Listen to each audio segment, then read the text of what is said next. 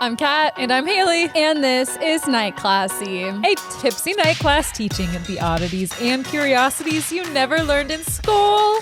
What are we drinking for this learning journey, Hayley? I have normal water and you have sparkly water. Yes, I have a cherry blossom LaCroix. I have a little Truly on the way. I don't know when yet because we've been recording earlier. Yeah, it is pretty early. You've been loving those pool style. Is that what they're called? Trulies lately? Well, the thing is that I've bought them one time, but the pack was so big and I haven't been drinking as much as I've been like in the gym and just trying to watch what I put into my body a little bit more. So Fair I only enough. really drink when we're here. And it's like my whole bottom drawer has been full of White Claws and these Trulies. So while it is true that I love them, there's also other reason behind why I have them for the last 8 months. Makes sense. 8 weeks or so. I'm looking forward to the next chapter of what you're drinking because, I feel like seasonally it's been the poolside Trulies, and I just wonder Literally what the all fall season. drink is going to be. Yeah, I'm thinking some cider. That sounds really good. Yeah. As we were saying, it hit like 86 degrees yesterday, and we were both like, oh, it's fall. Oh my God, it felt cold out. I had to wear a sweater. I wore a crew neck outside. Yeah. It was 86 degrees. What has the South done to us? I don't know. I don't know, but it's kind of scary. So to me, it's already fall. I went on Amazon and I'm already planning like some fall decor things, and you can get a pack, like 100 pack of bats, like wall bats to put on the wall for like $5. Are you just going to cover your wall in bats? Yeah, freaking bats. The cats are going to like it. I feel like they're going to jump on them, try to get them. I did that thing with the butterflies and they kept tearing them down. So I took them into my cubicle, which I'll have to send you a picture of. Oh yeah, I want to see your cubicle. It's coming together. It's very cute. I put some contact paper up and I have like a desk pad and I have a little lift for my thing. I just have made it very cute. I still have a few more things coming this week. So the new job is not as depressing as I thought it was going to be. Not Good. the actual job, but just being your in a cubicle. building with no windows. How does it feel to be a girl with a cubicle? It feels so good, honestly. Good. And it's not even a cubicle. It's like we're in stalls. It's a stall. It's just one big long desk that's separated by very small cubicle walls. And That's it's perfect because you love pony play, so you're probably very happy. Well, in a you know, stall. you should come visit me sometime. I think you would like it a lot too. I'm sure I would. But yeah, I don't know. I don't even know what to say. I have a horrendous brain fog, so I'm sorry if I sound if I'm speaking slower than I normally do or I'm slow to respond. I literally almost forgot to say, and what are we drinking? I think there was like a beat between when you finished the intro and when I remembered I was supposed to say something. Maybe it's COVID. No, too. it's You don't not. think so? It's my medication. Oh, okay. For sure. It's Yeah. like I feel great. I feel very relaxed, but there might be a such thing as too relaxed because I'm just vibing. Maybe it's just the difference of having your brain like inundated with scary thoughts that is anxiety, and then it being like calmed down and you're like, my brain is foggy. There's nothing in it. I know. It feels like there's nothing in it. It's the adjustment period. I've been taking my Zoloft for less than a week. And so I think my brain is just trying to make sense of all this extra serotonin. So I've been having a lot of side effects, but I feel pretty good today. Just foggy. So foggy. We'll take I foggy. can't think straight. Yeah. We'll take foggy. I'm glad that it's doing well and that you're not having any really, really crazy things going on. Yeah. Hopefully not anyway. No pressure to share to whoever's listening right now.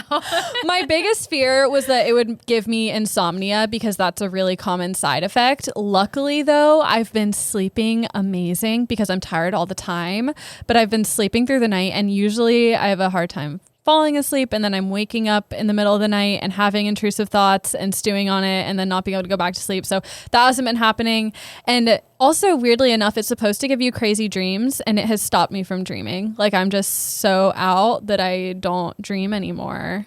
Dang. I know. So would you say you're enjoying not having the middle of the night intrusive thoughts? Yes, definitely enjoying that. And I'm enjoying having less anxiety in general. And I know it takes like a couple weeks for it to fully work, but I'm about a week in and I feel pretty good. And it's just in time to quell my social anxiety because we now have a hosting gig. Side gig. Come see us for some Memphis trivia nights. Yeah, on Thursdays now. Every Thursday, I think at 7 p.m., we will be hosting bar trivia at Hampline Brewery here in Memphis. So if you want to hang out, do that. If you want to, I don't know. I'm always afraid of stalkers knowing where I am. So if you want to stalk us, that was a lie.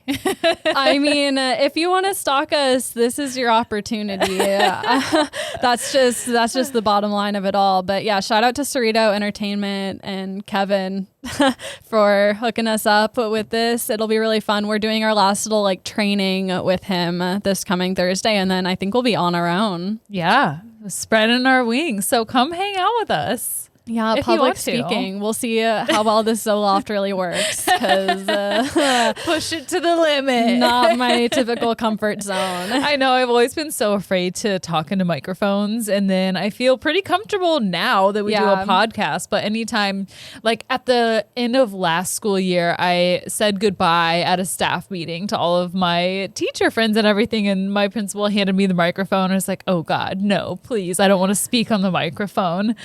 So that'll be interesting. There's something really daunting about a microphone, especially the handheld ones. You never know how close to hold it to your face. Yes. And then I don't want to be the person who speaks too loud into the microphone or too quietly. Yeah. Definitely. It's the worst when you're too loud. And I feel like with these foam microphones, we know to basically eat them. Like my chin rubs against it as I speak. But with those metal ones, it's like you can't put that up next to your mouth. And you don't want to. No, then it's too loud. It's a no. It's very scary. I had to, for our 8th graders graduation, I had to speak to like them and all their parents in one of those like handheld metal microphones, and I was very nervous. Like, and it was just my students and parents, but it was triggered by the microphone. Taking deep breaths, like, okay, sorry, I just need a minute. I just need a minute. Next time we see Kevin, we should ask him, like, how far away do you recommend we keep the microphone from our mouths? What if we make him hold the microphone for us for this last training day? We get a special like tool that sits on our shoulders and holds it the perfect amount, like comes up for us. We should get one of those Britney Spears headset microphones. Oh my God. That would actually be really fun. Definitely forget that it was on and then share all the answers to the trivia questions on X. And I'd be like, Adam Sandler was in this movie. Look, I'm actually really nervous for just the questions in general because I am horrible at trivia. I'm so dumb and know nothing. So if anyone needs me to elaborate on something, guess what? I can't. We're going to be up there knowing the answers just because we're reading them and then asking these questions. Okay, we're going to have to look up pronunciation. We're actually going to have to because we try to for the podcast, but it's not always on point. No, usually we forget. You guys know this.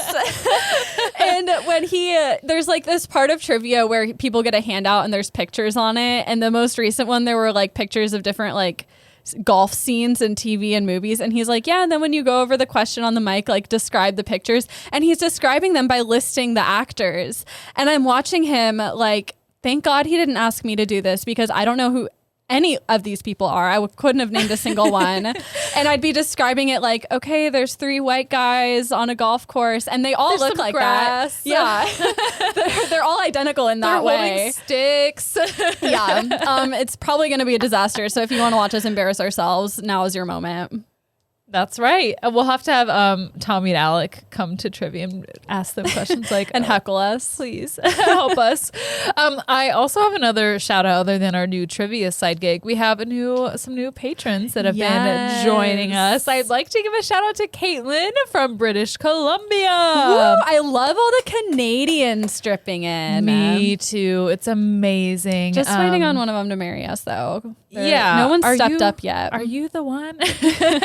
She is the newest night cat on Patreon. So she did let me know that she's a fellow pre-K teacher, but she is applying to law school right now. Wow. Congrats. Yeah. So figure out whatever you need to do in the law to get us to be citizens. Maybe that's why she's going to law school. Yeah, that's the sole reason. She's studying immigration law to get us out of here. She's like, I'll save you. Yeah. I won't marry you, but I will save you. Fair, I mean, it's one way or another. And she said she listens to the show with her dear partner, Gary. So hi, Gary, and hi, Caitlin. I am picturing him as Gary the snail. I'm sorry.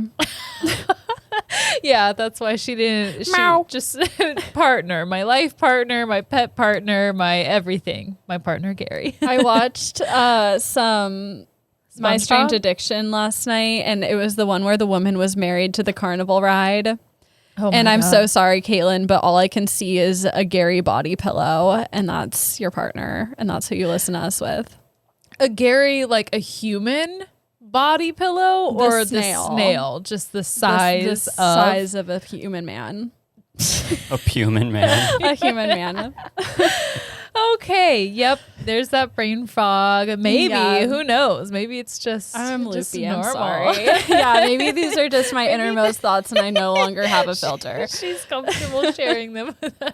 I'm very comfortable. I actually love it. I don't have anything else on my end. Well, I'm not drinking because I'm on antidepressants. So I'm taking a little break from that. So I didn't breathalyze. I didn't either. I haven't even started yet. Do we remember who went first last week? I went first last time. So you go ahead and take it away. Okay, awesome. Well, speaking of Patreon, this is a Patreon pick from Parker Litton from Ottawa, Ontario. So listen, if any more, I'm down to make our Patreon only Canadians. We can just exclude everyone else, or we can make a separate Patreon for only Canadians and give them the good stuff. Yeah, cut out the conversion rate too. I know. Whenever we get a Canadian, it says the notification says. Well, at least for the most recent ones, they donated at our $25 tier, and it's like $33 in like Canadian money. Yeah, I think we messed something up. And so I'm like, end. What? No, we didn't mess anything up. I know. That's converted. But I think that we did. When I see that, when I see 33, because I know there's no 33 that's what I'm saying. tier. I'm like, well, that's weird that someone did like a custom amount of 33. Anyway, I'm sorry. If you're going to do a custom amount, it needs to be 666. I don't care if it's $6.66 or $600. I mean, there is a difference. I would have different levels. I prefer caring. I prefer the higher. But if you're gonna go specific, make it fun. Yeah, in my opinion. Or 420. 69. 69. Yeah.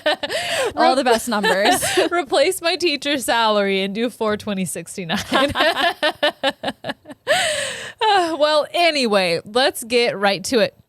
In February 1926, Russian biologist Ilya Ivanov ventured to Guinea in French West Africa, where he planned on performing one of the world's most sensational experiments. Ivanov was definitely the man for the job. He had previously conducted several bouts of artificial insemination. On what? He used his groundbreaking methods to create an assortment of hybrid animals. Which we will get to. At least it's animals. Well, I was scared he was. I don't know what I was scared of. I don't even want to say it. No, you have a right to be scared. Okay. You should be scared. Let's make one thing clear. You should be I'm scared. Because now he was in the big leagues and was tasked with crossing an ape and a human. No, that's where I feared this was going. That's exactly it. I was like, I don't even want to say it because it's so disgusting. And then here we go. My anxiety medication, it isn't working. No. It's really not. Your intuition is working, is what's going on. Listen, whenever one of us is telling a story and you think it's going to go someplace dark and you're like, no, it couldn't possibly. No, it is. No, it's always the worst that you think can happen happens. And that's on anxiety. This podcast just affirms my anxiety. It does. It really does. So I'm sorry. But blame Parker. I will. It is kind of fascinating. No, he though. can do no wrong. He's Canadian. So he's tasked with crossing an ape and a human to create the first ape-man hybrid. At the time, this project was well known, and of course it generated a lot of flashy headlines, but they really fell out of the mainstream, and we'll talk about that a little bit later. Gee, why? But they were rediscovered in the 1990s when some like Soviet archives were opened up and people were like, oh my gosh, they were trying to keep it secret from us for all this time. No, it was never a secret. So if you saw that article and all the hoopla from the 90s, that's not the case. It just kind of, there were bigger fish to fry. They probably should have kept it a secret. Probably. They definitely should have. If you're going to do shit like that, at least, we were talking about... At least be ashamed of it. Yeah. We were talking about incest Reddit earlier today, and I think that's a perfect example. Like, yeah, at least have shame. At least have shame. Don't be proud of doing disgusting things. And I'm totally against shame. Like the shame wizard from Big Mouth, it's like such a perfect encapsulation of, being a teenager with anxiety and shame about your body changing, things like that. Like I'm against that. Yeah. Shame in that regard is shitty. But for this... Sometimes there's a purpose for shame, and this is it. Thousands of years of social evolution that teaches you how to act. He did not know how to act. Ivanov was well known by the beginning of the 20th century for pioneering in the land of artificial insemination. So I don't know what issues he had, but he was inseminating artificially all over the place. Okay. His first big project was focused on improving Russia's blood stock using sperm from the best stallions. And he proved that his technology worked. It allowed one stallion to fertilize up to 500 mares compared to 20 to 30 naturally. Yeah. Is that still pretty common practice or? Oh what? yeah. You can buy horse semen from where, Kat? From stud horses. It's big business. Oh, right. We've talked about that. Like if you are breeding horses for horse racing, like most of your income doesn't come from like the race winnings. It's you want your horse to be fast so you can like sell their semen or sell them as a brood mare. Ugh. It's pretty wild. Also, you made a horrible face when you just drank that. Yeah. At first I thought it tasted like sunscreen. It's a pina colada style, but it's giving Malibu, I think. Oh, I haven't had Malibu in a long time. Me either. The last time I had Malibu was an eventful night. So I don't think I'm actually going to drink that truly. Can I try it? Yeah, I just want to sip. I want to taste sunscreen. I want to know if you are getting what I'm getting. I love it. I think it tastes great. You like it? Mm-hmm. Okay. I don't know about you, friend. Okay. Okay, so anyway, this was obviously huge for the time, and the horse breeders from all over the world, they came over to see Ivanov and see his technique. So after mastering that, he started to wonder if he could make other hybrid animals. He hypothesized that he could make new species of domesticated animals by crossing closely related species. So he succeeded in producing the Z-donk, a zebra and a donkey, a Subron, a European bison cow cross, and various combinations. My question is why? Just to push it to the limit. And this is what I'm talking about. When humans didn't have to worry about survival anymore, that's where we went wrong. Yeah, let's go back to worrying about survival. Things got creepy. Things got messed up. We have way too much time on our hands. And now it's like we're dealing with capitalism and all this stuff. No, we need to go back to survival only. We're headed there. Is that radical? Yeah. But he created various combinations of rats, mice, guinea pigs, and rabbits. It was like Burger King. He had it whichever way he wanted, multiple times, all kinds of different species combined. I would like a guinea pig rat. Why? No, a guinea pig rabbit. That would be cute. When I was doing research for my refrigerator cats episode, I was looking into like other cat urban legends, and apparently people used to think like cabbits were a thing, a mix of cats and rabbits. And if that were real, that would be so cute. That would be so cute. At first I was like a jackrabbit, but no, that's more of like a deer rabbit hybrid. A jackrabbit is just an animal. I know, but I'm saying if we were comparing it to like the closest Like things a of animals jackalope mixed. or sure. what? Yeah, like it looks like a little rabbit, right? But it has antlers. No, a jackrabbit is just it's just a regular, it's a type of rabbit. Oh, it doesn't. You're thinking of a jackalope. Oh, okay. All right. Well, I can't picture it in my mind. For some reason, it's not lining up, but I'm just going to choose to believe you. You can go ahead and believe me. I'm fairly confident on this. Let's see. Where was I here? Right. Okay. So he's creating all of these combinations, all of these different new species. And in 1910, he was at this gathering of zoologists, and they're all hanging out, and he looks to his colleagues and he's like, you know what, I think it's possible to make human hybrids with our closest relatives. And they're like, okay. They're like, why please though? don't. Please don't do that. Please. I mean, like literally everything is going so well with your guinea pig rabbits, with your jackrabbits. They're so with your cute. Z-dogs. Why would you make something so incredibly not cute? Ivanov, you've reached perfection. Why? Why though? Why though? So nothing really happened for years and years. The theory just bounced around in Ivanov's mind for a whole decade. And in 1924, Ivanov actually sent a proposal to the government, and he was asking them if he could try to make this human-ape hybrid. So they agreed. He got the green light from the government. Leading members of the Bolshevik government took him in as their sugar baby, fully funded a trip to Africa where he would collect apes.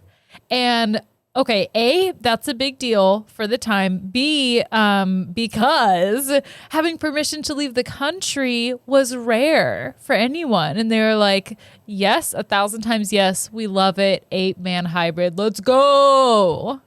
I mean, I kind of get it. I would like to see what that looks like. Would you though? Why? I mean, it's obviously morally not It'd be okay. like same, different. I don't guess. think you have to see it. I guess, but wouldn't you want to know? No, actually, I don't think I'd want to know. I don't think I want to know. I don't know. I think imagining it is enough because then it's like the ethics of like, okay, let's what say do you it did do with happen. the baby? Yes. It's fucked. And yeah, it's definitely fucked. I'm not trying to argue that this should happen. But you gotta be a little curious. All I'm saying is that if I were dreaming and this were happening in a dream, I wouldn't want to wake up. I would just want to watch and see what happens. Yeah, yeah. That's when you like wake up and then go back to sleep and try to keep dreaming that same dream. That is the only scenario that I would want to see what would happen. So he gets permission to go collect some apes. He made a pit stop in Paris on his way to Africa in February of 1926. And there he won the support of the directors at the Pasteur Institute and the promise of access to the chimps at their new primate center in Guinea, which was then part of French West Africa. So he talks with those people in Paris. He has the support of the Bolshevik government. And finally, in March, Ivanov arrives in Africa. But he was quickly disappointed. All of them were just these little baby apes. And he's like, they can't fuck. They're not mature enough to breed. So he has to leave. What? Why can't he just wait like a couple years? Well, that's what he does right now. Okay. He decides that he will leave and then come back in a year to capture them. Capture them? I thought they were like in captivity. No, they're just kind of around. Then why is it only babies? I don't know. I don't know. They just, none of them. It's just a land of baby apes. A land of baby apes and their mommies, I guess. He wanted men. He wanted men for their semen. No. He wants to impregnate a woman? No. I was picturing a female chimp and inseminating her. I think he wants both because we do get to the human being inseminated. We What? do rise to that level. Parker, what the Yes. fuck is wrong with you? I'm sorry. It's just a wild story. And Parker included in the message, he was like, this story may not be long enough. So he sent some other like fucked up Soviet like experiments. And I'm like, okay, we're going to stretch this one out and make it long stick enough. with the apes. I'm just really into the artificial insemination of humans. Oh, This is God. awesome. I'm like it very is. curious. I'm and very intrigued. interested, Yeah. but oh my God. Also, mine is a fucked up animal story too. So sorry. We've got a theme going. It's not a fun one, but it's a theme. Okay, so I don't know. I don't think that they were in captivity. They were just kind of around whatever. He has to leave and come back. So in the meantime, he goes to Paris, and it's actually good for Ivanov and his mission. Not generally good, but good for him because he's able to spend time at the Pasteur Institute where he can spend time with their chimps who are in captivity. And he practiced subduing them and capturing them and then letting them go. Okay. Ivanov also collaborated with famed surgeon Sergei Voronov. So I'm going to pause and do a little turn and talk about Sergei for a second. He is the guy who grafted slices of ape testes and implanted them into... Hold on. Someone just came in and they're going to hear us talking. We're in Alex studio is an office space in like a larger level, and it's usually empty, and now people are in here hearing us talk about ape testicles. I'm going to close the door. I think it's the best case scenario. They can come on this learning journey with us. They don't want to do that. Crafting ape testicles. That might be one of the craziest things we've said in here. Yeah, we've said a lot of crazy things. That's true. Might be top 10. Okay, so anyway, this is the guy who grafted slices of ape testes and implanted them into wealthy old men who hoped to get some of their youth back. Okay. Could be a whole night classy on its own. So that summer, Ivanov and Voronov worked together. They had their own little procedure that ended up making headlines. These guys transplanted a woman's ovary into a chimp named Nora. And then they inseminated her, Nora the chimp, with human sperm. So it's a human egg and a human sperm. Yeah, that didn't make a lot of sense to me. It was like, why not just, if you are going to do that, why do you have to put the ovary of a human woman Maybe in like there? just to see if she like could she carry could carry it it to term. Yeah. Well, the experiment failed. I'm not really sure whatever happened to Nora. And while everyone is waiting to see what would happen with her, they do some digging and realize that Ivanov is just doing this in the meantime until he can do this other project of the 8-man hybrid. So that is sensational news. Eventually, November comes around and Ivanov heads back to Guinea, where he struggles greatly to capture some chimps, but he does do it eventually, and he actually is able to inseminate 3 of them. So he was not just looking for men. I guess they were all just too young when he initially went, because he does inseminate 3 of them. And at this point, Ivanov has another idea for an experiment, and that would be to inseminate women with chimp sperm. No. So he goes out, same like he did in Paris. He spends time with women, practices subduing them, practices capturing them.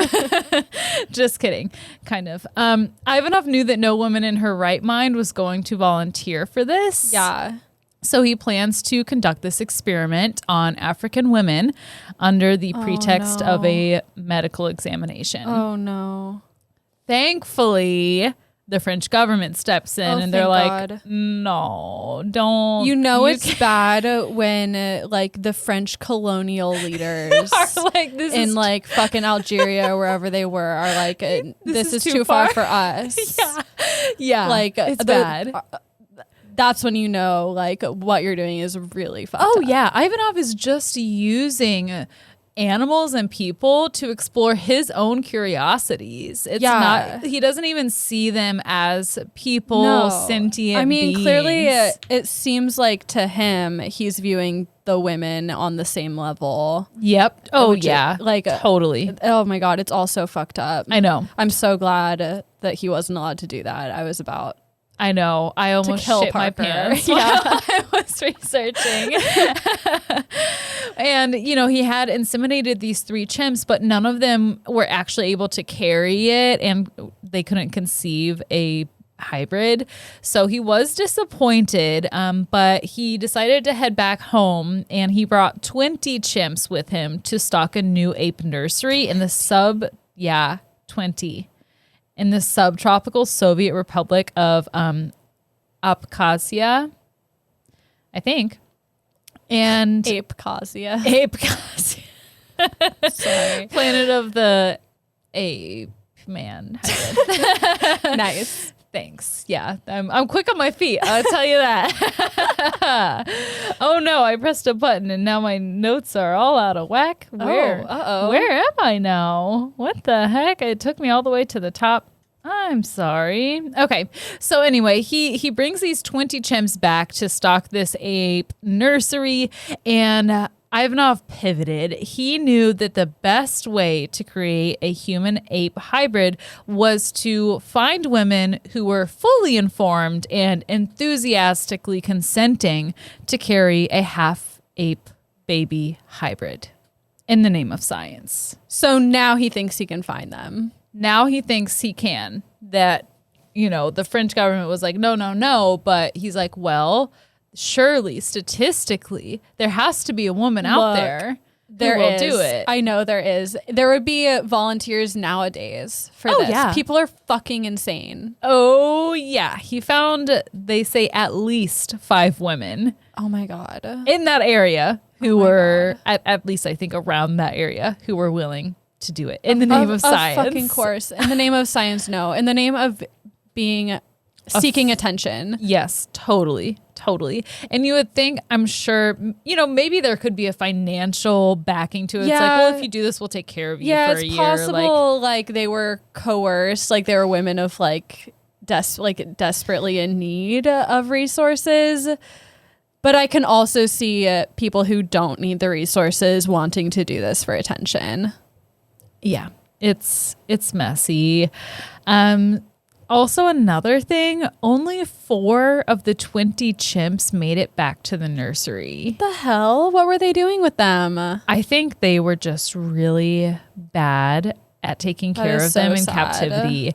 I couldn't figure out if they just died while traveling or if they were left behind in other cities, but my gut tells me that they just were not cared for well at all. Yikes.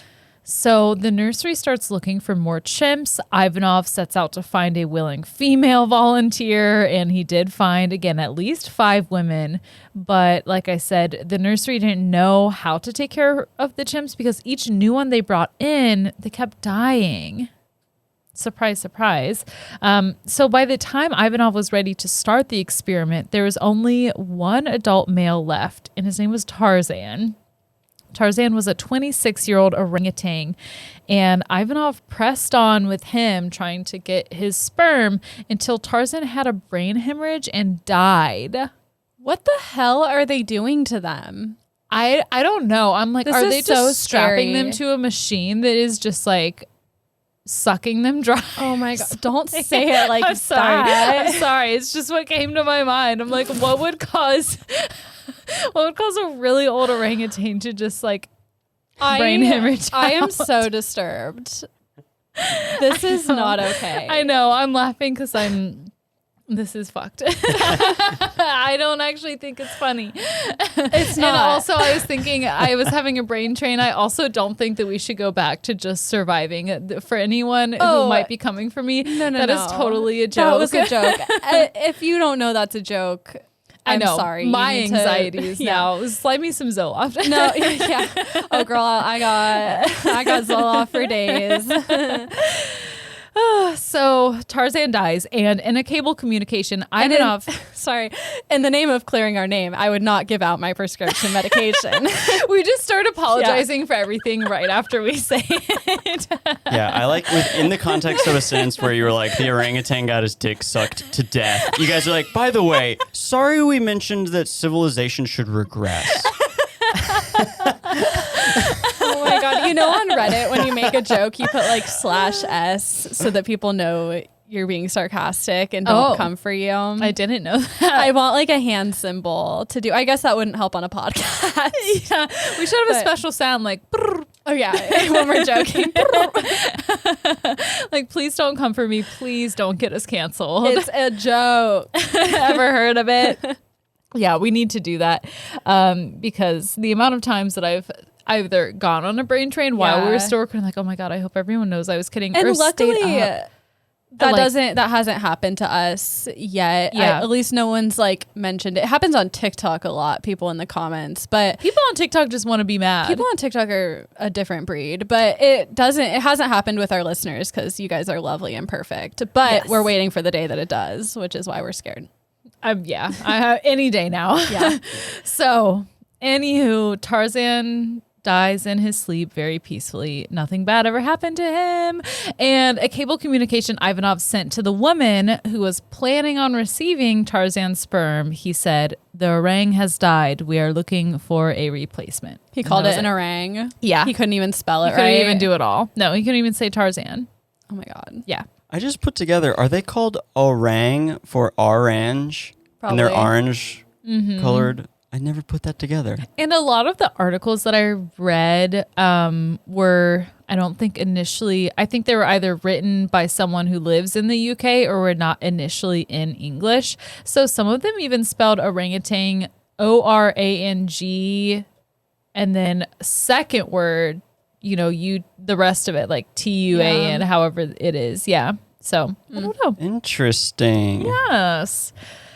Unfortunately, though, more chimps arrive at this nursery in 1930. But by then, Ivanov was actually being booted from the country since he was a scientist and they were cracking down on science. He was exiled to Kazakhstan, and word got out that initially Ivanov had tried to inseminate African women without their consent or knowledge, and the Soviet Academy of Sciences condemned him and pulled all support. Again, you know it's bad when the French colonists and the Soviets are now telling you you're immoral. Yeah, it was fucked. He was released a year later, but died shortly after. We're still unsure why exactly Ivanov wanted to do this so badly. So I'm going to go over some of the top theories. My But theory is it's his kink. It's his, kink. do you think fetish. he wanted to fuck a monkey? No, I think he got off on inseminating monkeys. I think it was just insemination in general. Yeah. He pioneered that shit, which is good for like horses and stuff, but why though? Yeah. Just why?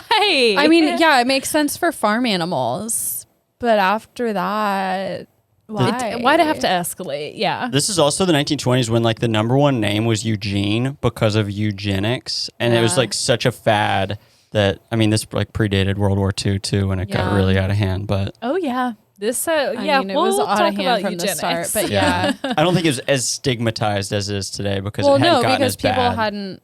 Okay. You know what I mean? Yeah, I mean, yeah. It's always been bad. Yeah. Yes.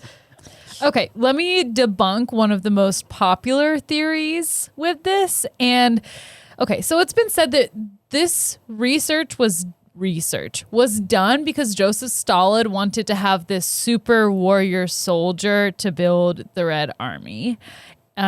Stalin is said to have told Ivanov, quote, "I want a new invincible human being, insensitive to pain, resistant and indifferent about the quality of food they eat."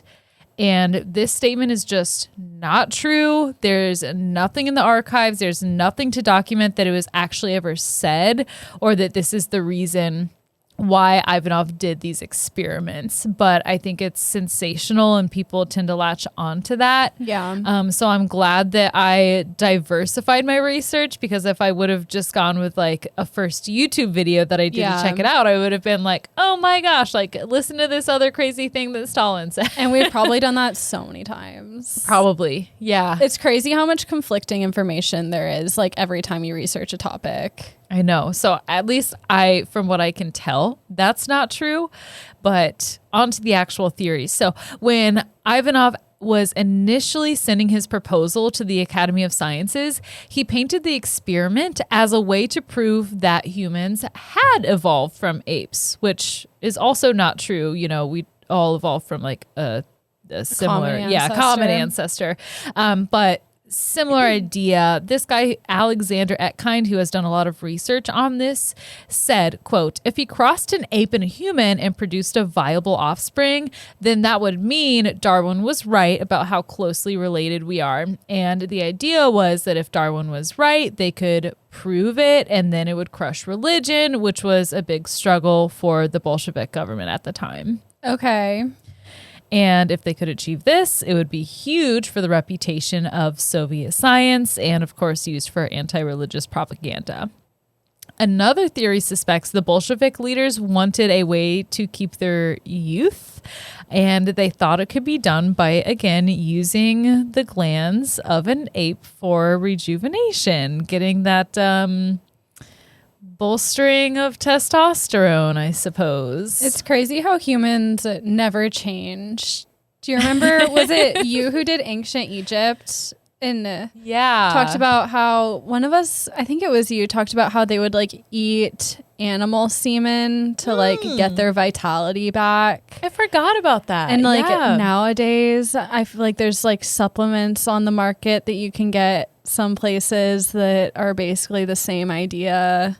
Have you seen people talking about using like sperm on your face as basically like stem Alec cells? has a story about that. I don't know if he wants to share it here. I was Googling the lifespan of a chimpanzee, which is 32 years in captivity and 15 in the wild. Okay. Oh, thank you for that. What were you saying though? We're talking about sperm on your face for like skincare. Wait, what's to aid wrinkles? What's the Apparently, story you have a I have? story. Didn't your friend, and cut this out if need be, his friend went on a Tinder date and came on a girl's face and she rubbed it into her face and said it was good for her. Oh, that did not come from me. That did come from you. I remember what friend it was, but I'm not going to say. Whoa. Alec, are you a liar or are you a liar? Wait, can you write it down? I don't know his name. He's the one. He's the one who's the nanny. Oh my in god. LA. It's the nanny. Man, I must have repressed this. Yeah. All right, I'm gonna have to check in with him and get the full story on that. Ask him if we can air that. Oh, yeah, for get sure. his permission. Yeah. Also, first and last name will include that. Hey everybody, this is Alec in post-production. We texted my friend about this to get more details. He sent the full story, but it was after we were done recording, so I tagged it onto the very end after the music has played. I'm going to read it there. So if you want to hear more, listen on through. Oh, yeah. But that theory is kind of a weird one.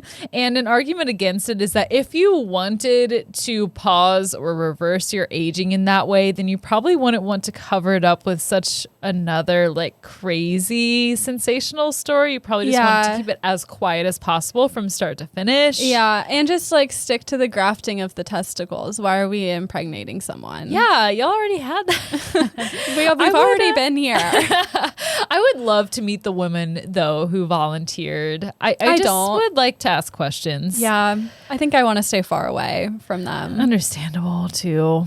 The third running theory is that Ivanov's research was a part of a plan to transform society. Read eugenics. So the Bolsheviks saw science as a way to arrive at their socialist utopia. Politicians were in charge of changing the political system, and Etkind has said that they could, quote, nationalize industries and turn farms into vast collectives, but the task of transforming people was entrusted to scientists. and that the aim was to match people to the socialist design of Soviet society. The idea was that they could use artificial insemination, positive eugenics, to focus on desirable traits such as willingness to live and work in a community, and use artificial insemination to stomp out the, quote, primitive traits such as competitiveness, greed, and the desire to own property.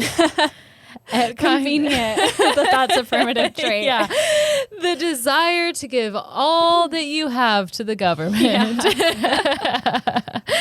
Etkind believes this is most likely the reason why the Bolsheviks backed Ivanov's project, and is what at least partially motivated him.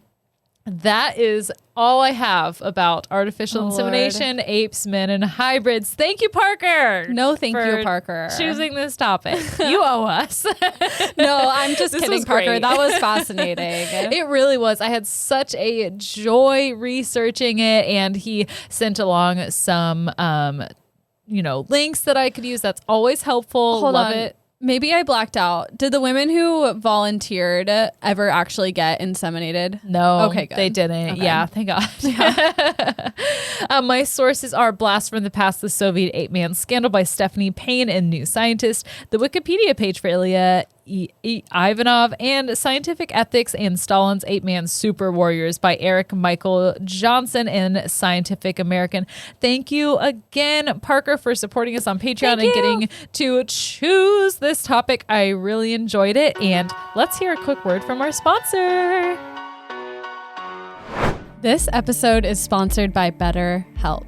Look, I have my own mental health struggles, and it took a really long time for me to seek help, partly because it took a long time to admit it to myself. But then once I had, it was really hard to envision going into a doctor's office and admitting it to a stranger in person. So I was able to seek help on the internet. That was what I needed, and that's why I'm so glad that BetterHelp Online Therapy exists as a resource. Because without a healthy mind, being truly happy and at peace is hard. But as we all know, the good news is therapy works. But what is therapy exactly? You should probably know by now if you've been listening to our podcast. But if you don't, just know that it's whatever you want it to be. Maybe you're not feeling motivated right now. Maybe you're feeling insecure. Maybe you're staying up all night with intrusive thoughts like I was. Whatever you need, it's time to stop feeling ashamed of normal human struggles and start feeling better, because you deserve to be happy. And now, of course, you don't have to worry about finding an in-person therapist near you to help. BetterHelp is customized online therapy that offers video, phone, and even live chat sessions with your therapist, so you do not have to see anyone on camera if you do not want to. If you're someone like me and you sometimes lose your voice or your voice shakes talking to people in person when you're nervous, you can text them. It's amazing. It's also much more affordable than in-person therapy, and you can start communicating with your therapist in under 48 hours. Join the millions of people who are seeing what online therapy is really about. It is always a good time to invest in yourself, because you are your greatest asset. And special offer to Night Classy listeners, you can get 10% off your first month of professional therapy at betterhelp.com/classy. That is betterhelp.com/classy. Thanks again to BetterHelp for sponsoring this episode. And remember, when you support our sponsors, you directly support the show. So if you do decide to head on over to BetterHelp and get some online therapy, make sure you use our code. Back to the show. Hey, what's up? Nothing, just hanging out. Just hanging. I want to know what Alex's text said that he just got. Oh, right. He said he'd read it to us on there. Okay, so I texted my friend because there was a story about a girl rubbing semen into her face. Mm-hmm. And so we're hopefully going to get more details soon. But he said, yes, it was after an old rub and tug in the car. Never saw her again either. She follows me on Instagram, though, I think. Okay. So I think we're going to get more details, but... I mean, I'm glad for her for living her truth. I mean, no shame to her. I do not want it to come off shamey at all. Sure. It's just, it's wild to me that on a first date you would be that bold, but I'm glad she's living her truth. Maybe it does work, you know? Yeah, maybe she has the secret. I wouldn't know. I would love to find out. You can, We'll I'm have sure. to ask. Let me do my research. Okay, get back to me on Next that. week's topic. Oh, Semen. no. What is it good for? Okay, join us on Patreon and you can pick that topic because I don't want that. All right, well, I want to get into it. Yeah. Okay. Quick trigger warning. This lesson deals a lot with animal cruelty and also involves the murder of children. So proceed Awesome. with caution. Thank you for that warning. This is quite the episode. All right. Well, on April 13th, 1587, in St. Julian, France, a strange defendant was brought before the ecclesiastical court. And if you're not familiar with the ecclesiastical court, at this time, the state court system wasn't fully developed. So a lot of times the church ran criminal trials. So that's what was going on here. As it should be. Right. As we said earlier, let's go back to the old times when we were trying to survive. Just kidding. Why separate church and state when they can just be one? Yeah, why not have a fascist Christian nation? It Just makes things kidding. easier. Yeah. No, we don't want that. Okay, anyway. So We hate it, actually. we hate it. This defendant was accused of decimating the town's crops and eating everything in sight, especially grapes. It was weevils. Weevils wobble, but we won't fall down. I knew that's where this was going. And I didn't know what a weevil was. I was envisioning it as a weedle, which is a Pokemon. It's not, it's different.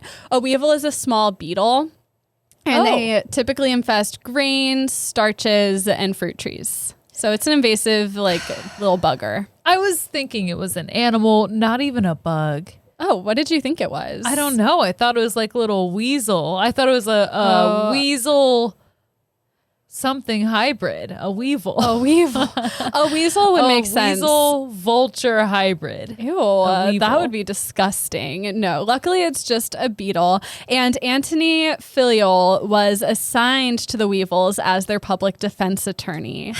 He argued that weevils were put on earth by God, who would not have created them without giving them sustenance, something to eat. And it was just unfortunate that their sustenance is people's crops. But if you're going to blame someone, like, we can't blame God, so we can't blame the weevils. I think we can blame God. I think that's fair. Let's put God on trial. Yeah, so, okay, if we're putting weevils on trial, surely we can put God on trial. That's got to be the plot of a crazy Christian movie, like putting God on trial. And how it goes wrong. If not, we need to make it. I think we're probably the most qualified people. Definitely the most qualified. Have you ever seen the movie God's Not Dead? No. It's insane. Don't watch it. Oh, okay. Anyway, the prosecution argued against this. They said that according to the divine hierarchy, humans have dominion over weevils. So it's their right to subordinate them. And this is their true purpose of creation, is to be subordinate to humans and do their will, because And then God is to humans as humans are to weevils. What the fuck are you gonna have the weevils eat then? That's my question. But It does I think make sense. I think what they're saying is when we tell weevils not to eat our stuff, they have to listen. Better not fucking eat it. Fucking eat it. So the town citizens were conflicted over these two, oh my God, very good arguments, right? It's hard to pick which one is better. It's solid. Solid argument. Solid lawyering. So together they set aside a plot of land for the weevils where they could freely congregate, and they deemed it weevil territory. Oh my God. Okay. When I said we need to go back to survival, I thought 1500s would have been enough. You know, you've got like the Black Plague, all of that. It turns out humans have always had too much free time and have always been stupid. Yeah, we need to go back to like Ice Age, caveman, that type of vibe. Yeah. If we're going back, 10,000 we're going BC. all the way back. You know what? Fuck it. Let's go back to before we even were walking on Earth. Let's go back to full-on amphibian. Oh, okay. Not just like souls in the void. Yes. Okay. Yeah. I want to go back to souls in the I void. can vibe with souls in the void. Bring me there. I don't want to die, but souls in the void sounds nice. So my psychiatrist is like, we need to make an appointment. Yeah, immediately. this is troubling. So the citizens were like, well, like we can see the weevils' side, but we also don't want them in their crops. So let's set aside this land for them. But of course, we need to use it too. So they reserved, quote, the right to pass through the said tract of land without prejudice of the pasture of the said animals. So basically, the humans are allowed to use it too, but the weevils are allowed to be there. When the citizens presented this compromise to the court, the weevils' defense attorney didn't like this plan. He would not accept the deal on behalf of his client because, quote, the place was sterile and neither sufficiently nor suitably supplied with the food for the support of said animals. This plot of land, it was not agricultural land. It was like a grove of just like random trees and brush. And he's like, there's nothing for my client to eat. Yeah, they like grapes, bitch. The prosecution fired back saying, no, it actually is perfect for weevils, quote, being full of trees and shrubs of diverse kinds. Because we want them to die. Yeah, because we want them to be there. So it's perfect for them. The trial lasted 8 months. 8 months. They could have a almost full-grown baby by the time that trial ended. I'm sure there were multiple generations of weevils born in that time period. Yeah, that's just how they know life. It's life as they know it now. They can't remember a time they weren't in court. Right. The time before being in court is just folklore to this whole generation of weevils. The judge did end up passing a verdict, and very sadly, we don't know what this verdict was because ironically, the records were destroyed by, quote, rats or bugs of some sort. So maybe it was the weevils. I thought you were going to say the judge passed away while they were still in court. No, like, oh my God. That would have been crazy. So the records of what happened in this trial are gone, but the records of many other medieval animal trials have survived. We have record of at least 85 animal trials that took place in Europe, most often France and Switzerland, between the 13th and 18th centuries. Is this a list, bitch? No, not really. It's a lesson on medieval animal trials, but it's not a list. But we will talk about a lot of animal trials. They're just not in list form. It's a list with spice. It's in essay form. Yeah. Throughout this time, animals stood as defendants before both secular and ecclesiastical courts for a range of crimes, everything from criminal damage to murder. The animals were sometimes provided with lawyers, as we saw with the weevils, though that wasn't usually the case in secular courts. But to be fair, human beings usually also weren't provided with lawyers. So I'm sure if they were, the animals would be too. Fair's fair. Yeah, I mean, we're one and the same. All kinds of animals were put on trial: rats, cows, eels, donkeys, bulls, horses, dogs, sheep, dolphins, but most often pigs. Pigs will fuck you up. Yeah, they'll fuck you up. Yeah. And also they eat everything, making them like very egregious offenders, damaging property and also human lives. Right. Something we learned, or at least I learned. When did we talk about that last week? We talked week? about how to dispose of a body, you should take it to a pig farm. Right. Mm-hmm. Because they have a taste for human flesh, as I definitely found out doing this research. Oh, God.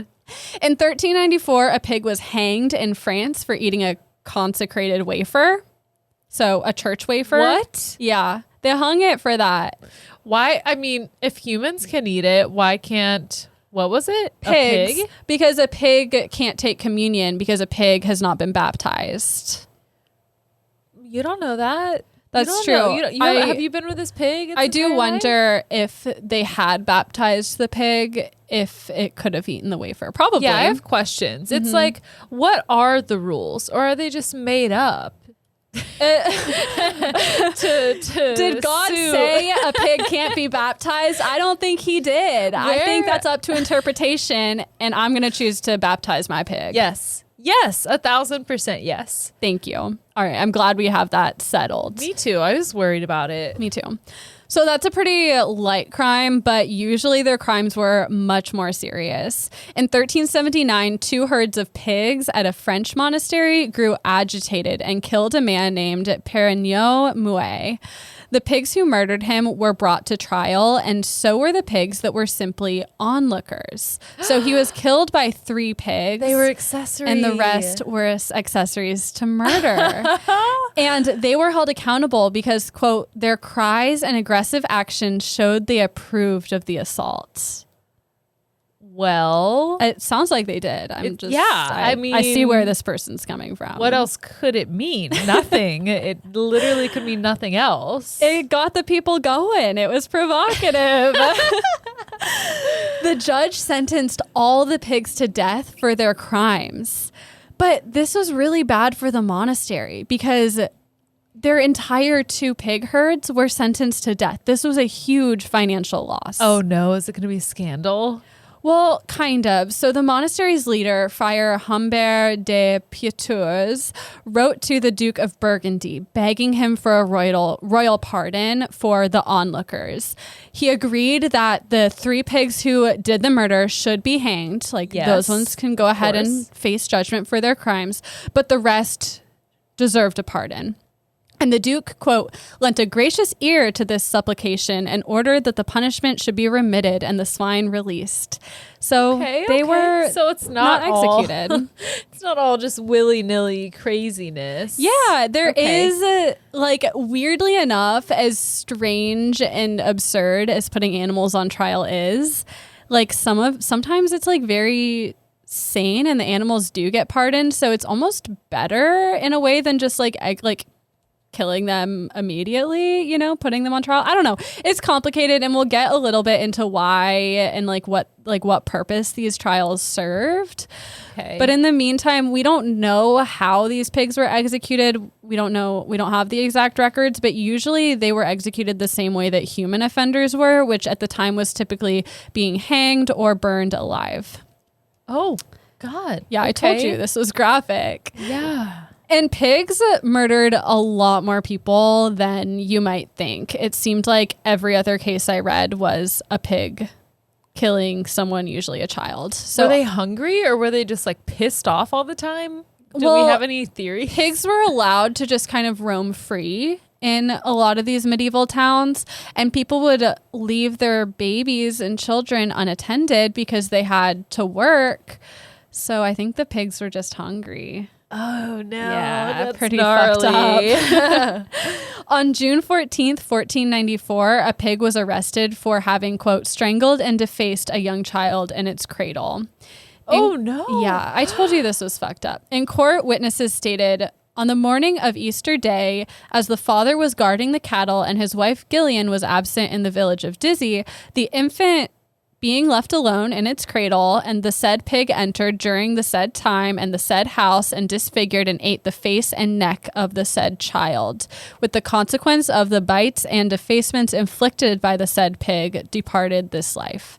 So basically the pig ate a baby's face and it died. I mean, why stop there? If you're gonna eat the baby, eat the baby.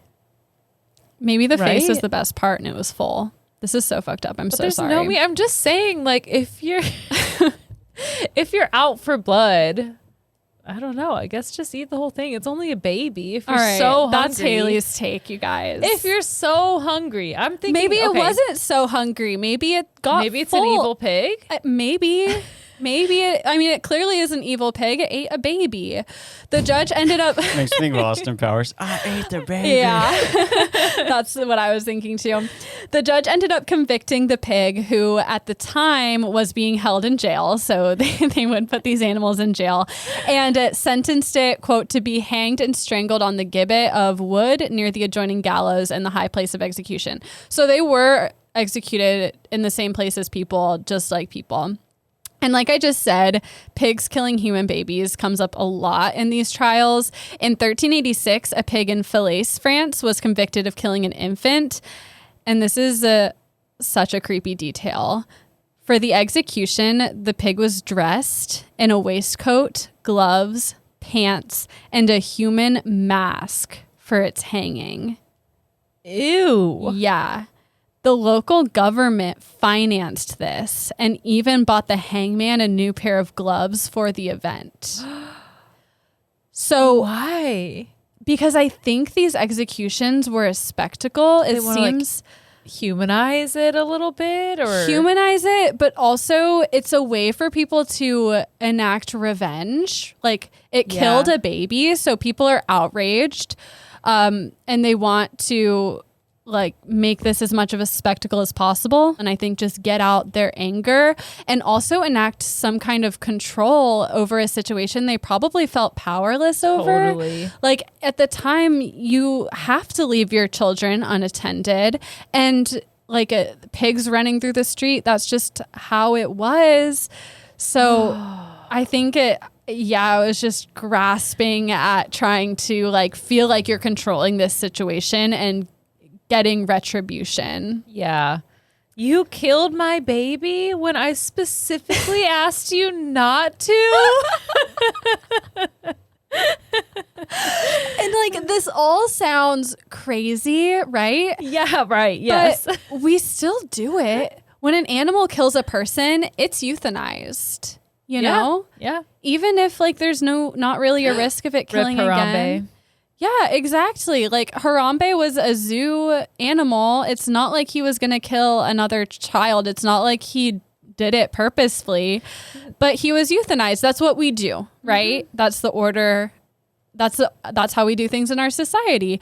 And in the Middle Ages, having one of your livestock put to death for killing something meant a great financial loss. So people use the meat. No. People didn't want their animals killed if they didn't have to be killed. So holding a trial gave them a chance to prove the animal's innocence and kept like people from killing animals willy-nilly, like executing them for things like this. It was a second chance to avoid the loss if possible. That's my theory. Sure. Yeah.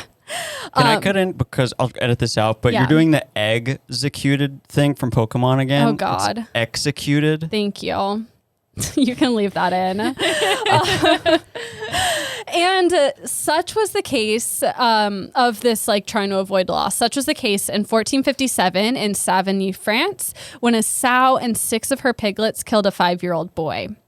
The case was brought to court and presented before a judge, 2 prosecutors, 8 witnesses, and the pig's defense attorney. The mother was being tried along with her 6 piglets who were named accomplices. Oh no. I know. That it's so funny to me to think of being a public defender and you get assigned one of these cases. And it's a pig. Yeah. And you're like, are you fucking kidding me? I think a lot of them kind of liked it because like they probably didn't have to take it that seriously and they got a lot of attention. Yeah, that's true. Low risk. Yeah. I don't know. Probably some of them were like, oh my fucking God, are you kidding me? But I don't know. I think that'd be kind of fun. Not if a child is dead, obviously, but like maybe in the case of the weevils, maybe. So witness testimony provided that beyond reasonable doubt, the pigs were responsible for the death of this child, but it was unclear whether the piglets were part of it or if it was just the sow. The piglets were splattered in blood, but no witness directly saw them attack the boy. Also, it was pointed out that the piglets were young and impressionable and therefore not fully responsible, as they could have been acting under the bad influence of their mother. But what does it do when you are a young child and you see such acts of violence? Yeah, what They're happens? going to grow up to be the exact same as their mother. So you're saying we should put the piglets to death because they learned Nip it in the bud. It's okay. Okay. I'm saying like they can be rehabilitated. Like their mom did a horrible thing, but just because your mom's a murderer doesn't mean you're going to be a murderer. Yeah, they're going to need therapy. If we're going to rehabilitate, Pig they're therapy. Need it yes, 1000%. They've got to do a full 180 because you see something like that at such a young, impressionable age. Betterhog.com. What? Sorry. I'll let you think about it. Better. I don't It's know. a pun. Instead of better help, it's better hog. Oh. It's therapy for the pigs. No, Sorry. my brain went full porn website. Oh, I don't know why. I bet betterhog.com is porn. Yeah, It just definitely. sounded porny. Yeah, I can see that. All right, never mind. So the court agreed with my take, and the piglets were exonerated while their mother was sentenced to hang by her feet from a gallows tree. Another animal acquitted was a donkey who was on trial in 1750 in a bestiality case. She was spared punishment, quote, on the ground that she was a victim of Why is the violence. donkey on trial? Well, oftentimes the bestiality victim was executed as well. Probably because they didn't have any clothes on. It's their fault. Right, they were, yeah. They're asking for it. Oh my God. That's also a joke. We're so getting canceled this episode. This is not good. It's a comedy pod. So in this case, the donkey's owner, who was not the offender, came to her defense and signed a certificate stating that he had known her for years and, quote, she had always shown herself to be virtuous and well-behaved at home and abroad. So this wasn't her fault. She was a victim, which actually I think is kind of progressive because I think at this time, I know at this time, human victims of sexual assault were being blamed and now we're exonerating a donkey. Maybe that's the opposite of progressive, that the donkey has more rights than humans. But yeah, it's so I think it was confusing. a step toward understanding, maybe. And the human offender, however, was sentenced to death. Other animals accused of bestiality, or at this time it was called buggery, like I said, usually did not fare so well. One such animal, a mule, was condemned to be burned alive alongside its offending human. That's rude. Yeah, it's really fucked up. I told you this is a fucked up learning and journey. you know what else he told me was that before we even started recording, I'm really excited for my lesson today. I have a really good topic. I mean, sometimes the fucked up ones are interesting. That's true. We do like the fucked up ones. Fucking an animal was called buggery? Mm-hmm. Is that where you little bugger comes from? I hope Oh, not. I hope You little not. animal fucker. I think bugger is referring to them as they're bugging someone, like being annoying. He's so annoying. Like a bug He fucker. keeps Keeps fucking fucking the goats. donkey. Yeah, Oh my you God. bug fucker. This episode is going to get me fired. I am scared. It has an explicit tag on it. Okay, good. All right. So, where was I? They had to rename buggers. You know, it's too cute. Yeah, It's it too is kind of cute. cute. Yeah. That's what I was Bestiality thinking is of. really Yeah. intense. Yeah, buggery. It's not. What do you call a word that sounds like what it means? A misnomer is the opposite of that. Right? Onomatopoeia. Onomatopoeia. Yeah. Yeah. Buggery is not an onomatopoeia. It's the opposite. I thought onomatopoeia was when you write out a sound like bang. I thought that was onomatopoeia. Yeah. I don't know. And there's Yeah. another word for a word that I don't know. Someone fucking a donkey sounds like bugger, bugger. Oh my God. Look, I'm not an English major. Let's please move on. Shut up. Another possible reason for these trials is people's belief in witchcraft and animals' perceived role. In 1474, in Basel, Switzerland, a rooster was put on trial for the, quote, heinous and unnatural crime of laying an egg. So we're transphobic against roosters. God. The townspeople were concerned the egg was spawned by Satan and contained a cockatrice, which, do you know what a cockatrice is? No, it sounds scary. It is. It's a two-legged dragon with a rooster head. It's like a medieval legendary animal. So the rooster was burned at the stake for his crime. In the late 1500s, a Swiss town was gifted a moose by naturalist Leonard Thurensier. Only these people had never seen a moose before and, quote, looked upon the strange animal as a most dangerous demon. So Yeah, they're sure. like, this is a demon. Because of this, a quote unquote pious woman in the town took it upon herself to kill the animal and free the town of its demonic presence. Okay, so she's super excited to act out. Yeah, and the way she killed it was really fucked up. I didn't even want to read it. executing animals was also used as an indirect means of punishing their owner, especially if you weren't in a position of power enough to go after the owner directly. You might accuse one of their animals to punish them. Kind of like the witch trials, like how you would use witchcraft to get back at your enemies, or like not use witchcraft, but accuse them of witchcraft. And trigger warning, this next one involves cats. I'm really sorry. Damn it. I know. Katya. I'm so sorry. But I have to read it. So in the 1730s, a boy named Nicholas Connaught worked as an apprentice in a print shop in Paris. Apprentice. Sorry. Apprentice. That's cute. I kind of like it better. Apprentice. Apprentice. It is cute. As you can imagine, trade apprentices and apprentices.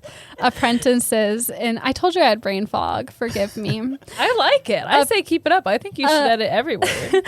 Trade apprentices in 18th century Paris were highly exploited, and Nicholas and his colleagues found their position unbearable. They're like, this is absolute dog shit. They complained of the terrible food and extremely long hours, and their long hours were made even worse because they were sleep deprived, because during the few hours a night that they were given to rest, they were being kept awake by the noise made by alley cats who were constantly howling outside their sleep quarters. And I know exactly how they feel. Cat scratch fever. The boys' resentment grew not only against the cats, but also against the print shop owner and his wife, who had a pet cat of her own named Lagree. Their hatred of this cat was exacerbated, seeing the cat received better treatment than they did themselves. So they decided to get revenge. So violence. Violence, the answer. One boy was really good at mimicking the sound of cat meows. So he crept outside the printmaster's bedroom one night and meowed loudly all night. And the printmaster, thinking this was cats, got really angry, and he was like, fuck this. He went over to the apprentices and he's like, destroy all the cats. Like, I'm sick and tired of their noises. And this was their goal, right? They wanted to do this, but they needed the orders from the printmaster. So they happily obliged, resulting in what author Robert Darnton dubbed the Great Cat Massacre, where the boys killed and injured cats before gathering them up and staging a mock trial. Oh, no. I know. Psychopath. So psycho. Yeah. And here they pronounced the cats guilty and read them their last rites before stringing them up in a makeshift gallows. The cats don't understand what you're saying. I know. Man. They're just hungry. Also, you're a fool. You're going to have a crazy amount of bugs. Get ready for the weevils. Yeah, and the rats. Get ready for the rats. Yeah. You think cats are rats? No, rats are rats. Yeah, I'd way rather listen to cat yowling than have rats in my bed. Yes, all their little like squeakiness. You can hear them in the ceiling and the walls. Yuck. Yeah. We've had a few cockroaches in our house lately. The cockroaches recently have been off the chain. It's out of control, and they're huge. And I was on the phone with my friend today, and there was a huge cockroach. And I'm like, okay, it's a Memphis thing. It does not matter how clean you are. No. We're so close to the water. They're fucking everywhere. We keep our apartment spotless, and we've had 3 in the last 2 weeks. Yeah, they're big. Alec, one morning. We need to put them on trial. Alec, do you want to tell what happened to you the other night? Yeah. Can I read the text I sent you? Yeah. Let me find it real quick. I will edit this. Okay.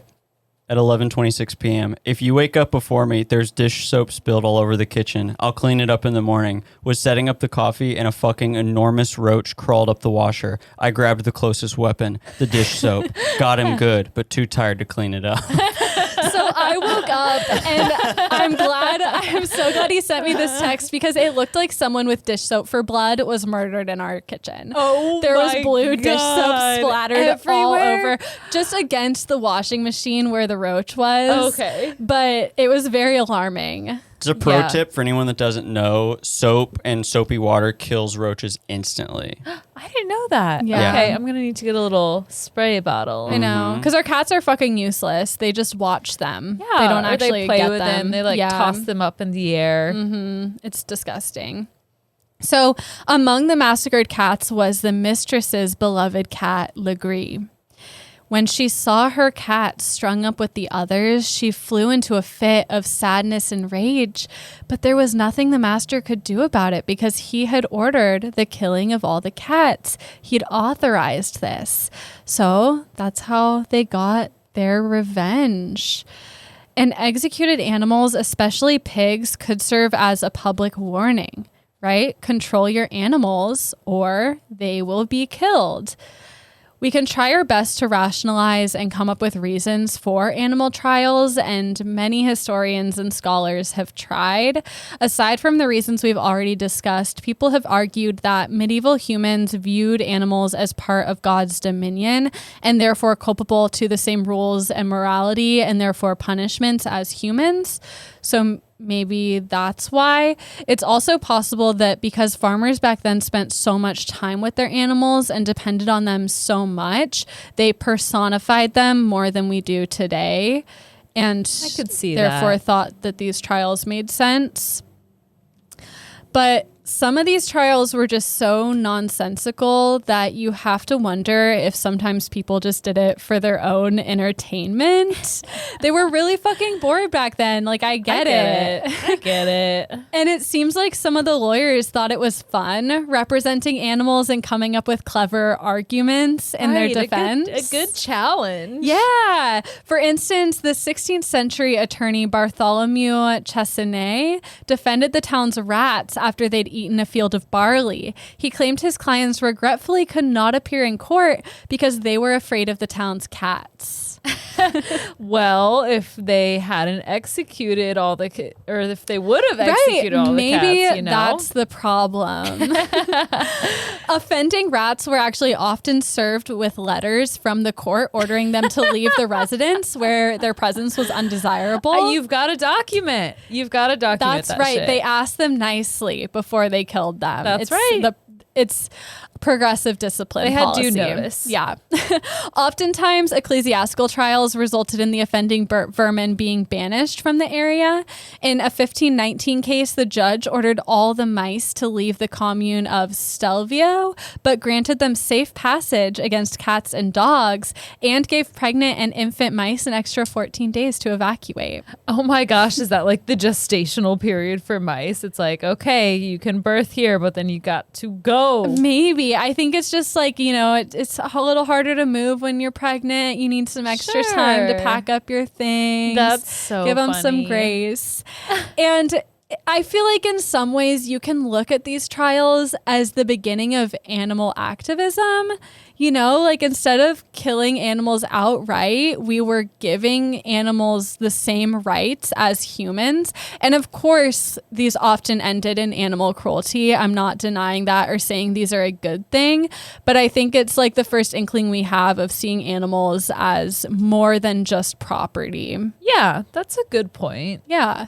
So I guess you could say it's complicated. It is complicated. They just had to figure out a right way to do it. And maybe we still haven't figured it out fully. R.I.P. not. Harambe. And that was my lesson on medieval animal trials. Holy crap, that was extremely well written. Thank you. I worked hard on it. Layered together. Yeah, I could tell. You nailed it. Thank you. And I do want to give a big credit and shout out to a website called medievalist.net where they have an article called Medieval Animal Trials. And the person who runs this page, Danielle Cebulski, also has a podcast called The Medieval Podcast. And I haven't listened to it, but it looks great. She has, I think it's a she, I'm sorry.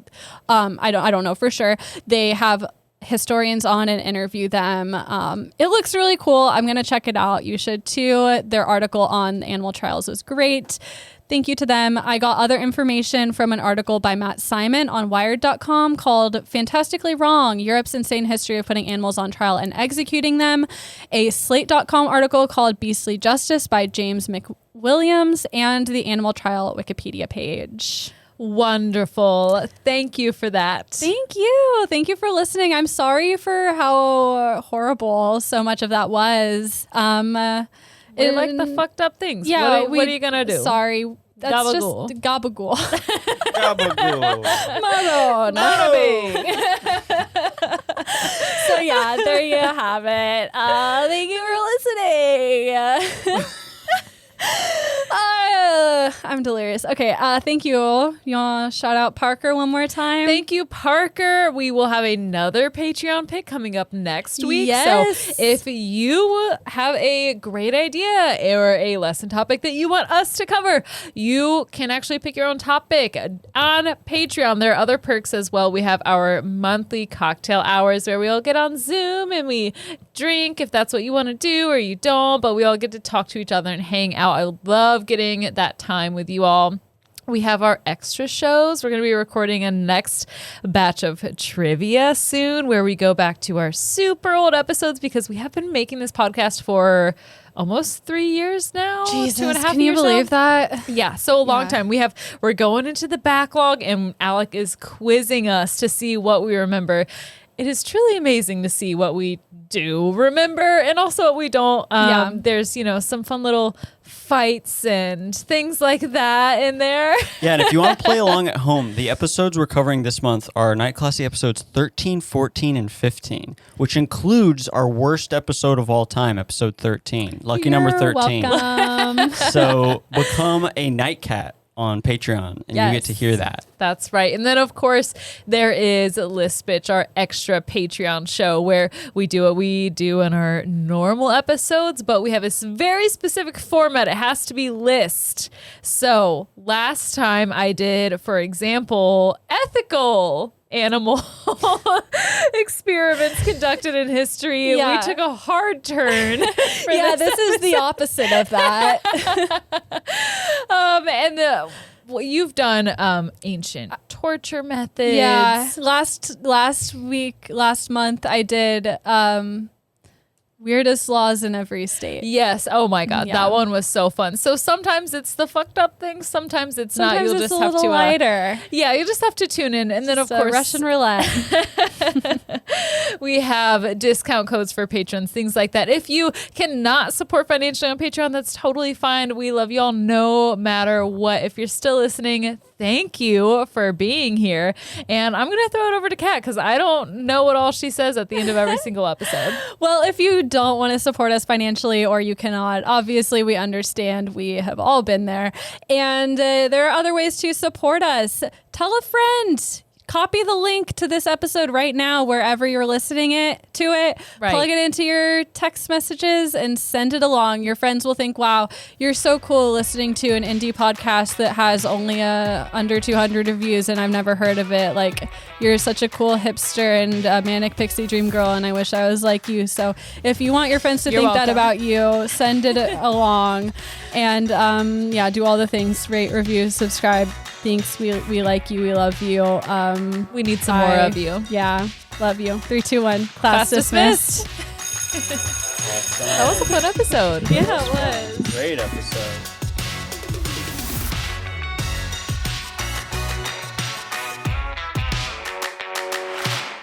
All right, as promised, here's the full story that my friend texted me after we recorded. He says, long story short, during early summer 2020, I went on a hike date, parentheses, COVID precaution, with a woman. Great hike, great conversations. When we finished, we said our goodbye, but then 5 minutes into driving, she messaged me and told me to come meet her at this other parking lot. She wanted to give me hand skis, so she got in my car, parentheses, a 200K plus Porsche, I might add, close parentheses, and drove around looking for a secluded place. We were in her neck of the woods, so we went to a couple places that were too crowded and then settled on this lot near a big open park/trail. When I was about to finish, I didn't want to muck up the seats or anything, so I was like, hold on, let me see if I have a towel or something. And she was like, no, it's okay, and finished me all over her hands like it was some kind of sanitizer dispenser. At that point, I was like, okay, now let me get a towel or something. And she again was like, no, it's okay, and then proceeded to lather my nut butter all over her face like it was her daily moisturizer. I was in total shock. I'm pretty sure she said something like, it makes my skin feel good. And that is the story, folks. Can't believe I just read that aloud.